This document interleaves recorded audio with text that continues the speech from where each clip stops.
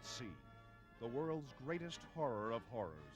The luxurious ward liner Morro Castle's being raked by flames, which broke out mysteriously shortly after midnight during a heavy storm 8 miles off the Jersey coast.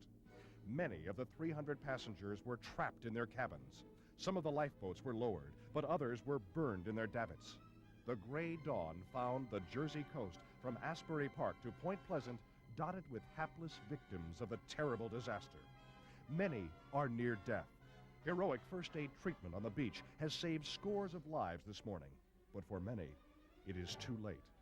The sands, where thousands played and frolicked this summer, has become a vast morgue.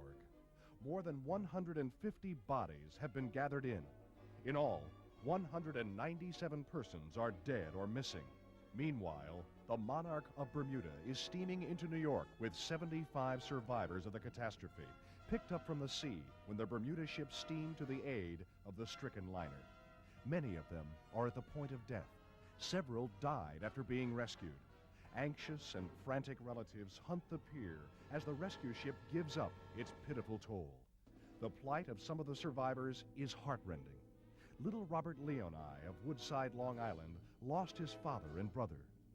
The steamship Andrea Lukenbach also was rushed to the scene of the disaster by its captain Henry Hill and picked up a score or more of half-dead passengers or crew who had leaped from the blazing inferno into the deep. What an end to a joyous 17-day cruise of the Caribbean. Aroused from sleep only a few hours from home and in scanty night attire, hurled into a maelstrom of death. They are still too stunned to tell a coherent story of those hours of terror.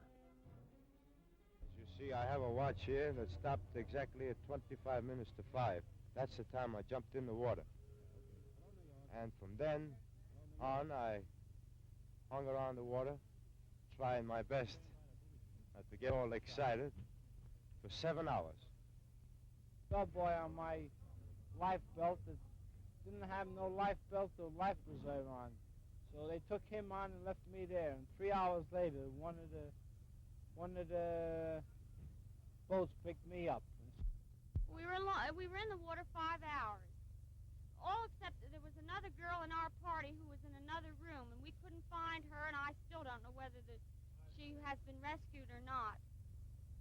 I'm hoping very much that she was.